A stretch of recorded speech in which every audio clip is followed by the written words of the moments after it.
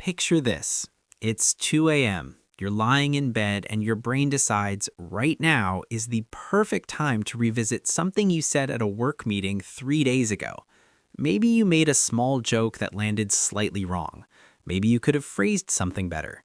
Maybe the other person paused for half a second too long before responding, and you've been quietly cataloging that pause ever since. Society calls this overthinking. It calls it anxiety, rumination, a personality quirk to be quietly fixed. But what if your brain isn't malfunctioning? What if it's doing exactly what it was built to do?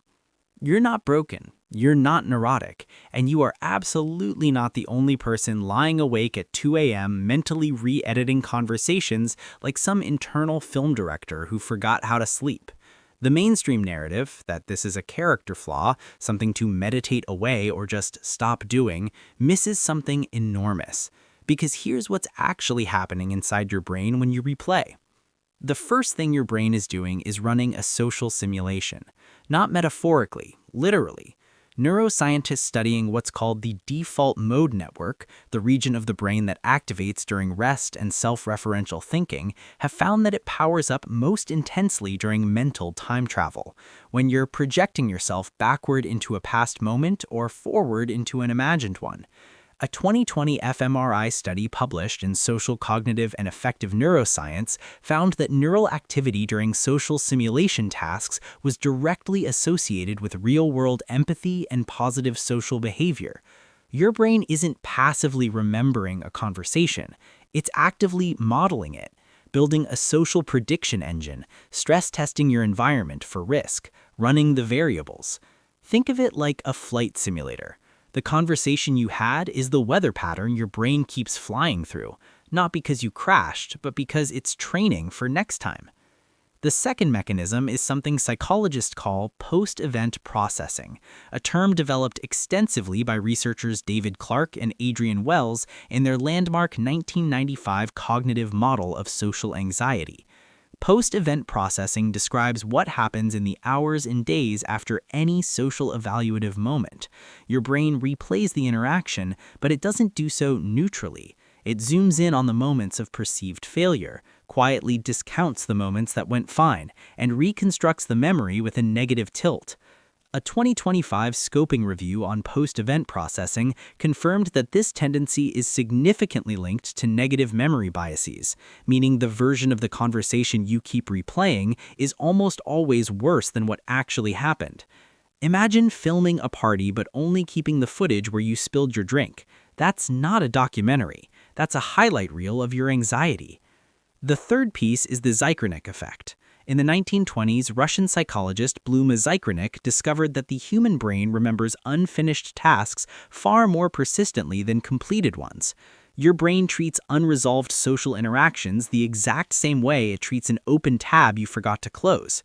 It keeps the file live, nudging you back to it because something about that conversation still feels unfinished. You didn't get to say what you actually meant. Their reaction was ambiguous. The ending wasn't clear. So your brain keeps it flagged under pending closure. It isn't torturing you, it's genuinely trying to finish what you started. The fourth mechanism is negativity bias, one of the most well-documented phenomena in all of social psychology. Research consistently shows that the brain responds more strongly to negative social signals than positive ones, devoting more memory, more processing time, more cognitive weight to them. A 2024 neuroimaging study featured in Cognitive, Affective, and Behavioral Neuroscience found that worry and rumination activate overlapping neural circuits, particularly in regions tied to self-referential processing. Your brain is paying attention to what went wrong, not because it wants to punish you, but because, evolutionarily, social rejection was a genuine survival threat. Being misread, excluded, or misunderstood carried real consequences for our ancestors. Your brain is still running that ancient program in a world that has largely moved on. And the fifth thing, perhaps the least appreciated, is that people who replay conversations tend to score significantly higher on what psychologist Dr. Elaine Aron calls sensory processing sensitivity.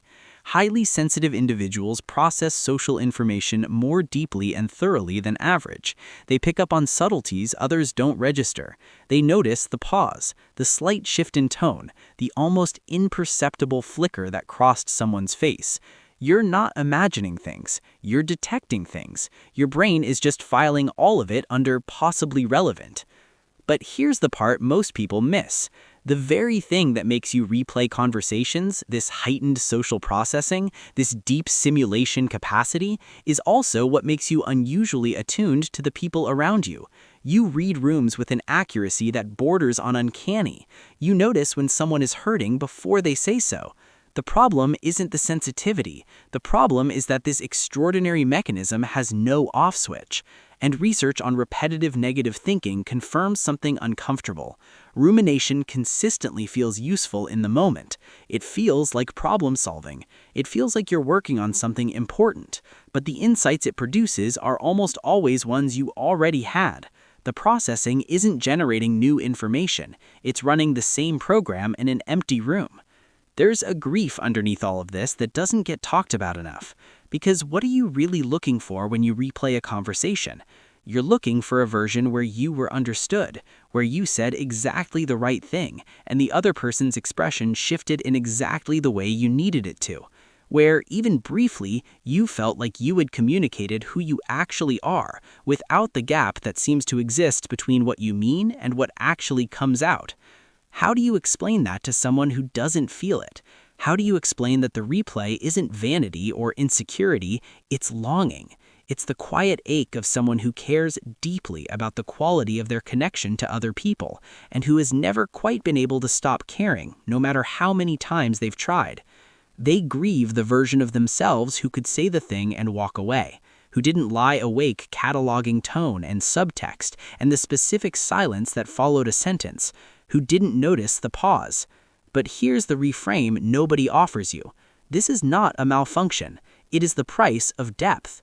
The people who replay conversations are the same people who write the most honest letters, who show up without being asked, who remember details about others that others have long forgotten.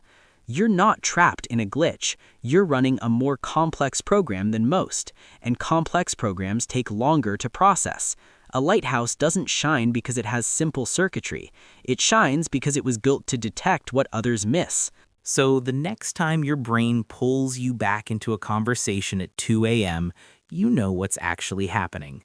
Tell me in the comments, are you someone who replays mostly to fix something you said or to understand something the other person meant? I read every single one. Hit subscribe if this video felt accurate, because there's a lot more where this came from.